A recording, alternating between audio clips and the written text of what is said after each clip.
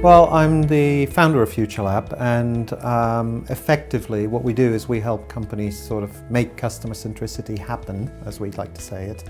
And my role in that is largely to make sure that the results are actually achieved with our clients. So in other words, whenever the teams go in, there's always a tendency to work with clients on a lot of processes, etc. And my role is usually to go in and say, have we achieved the goal? What are we really telling the client? What are we really achieving with the end customer?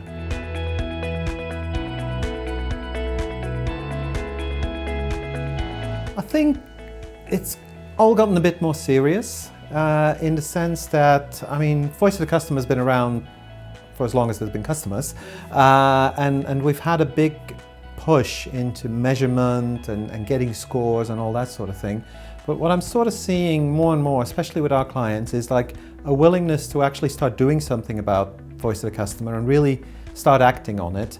And I think that sort of brings a seriousness to programs which, yes, it was already there with some companies already a year ago, but it's becoming more and more common, I would say.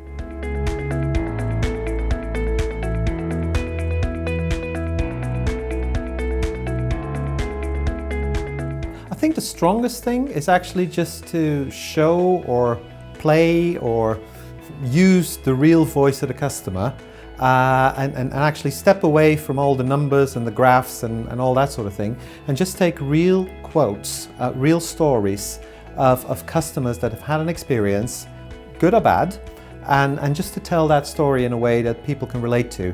And what I typically find is that the moment people can relate to it, they really want to start changing something about it, and that's when things really come to life.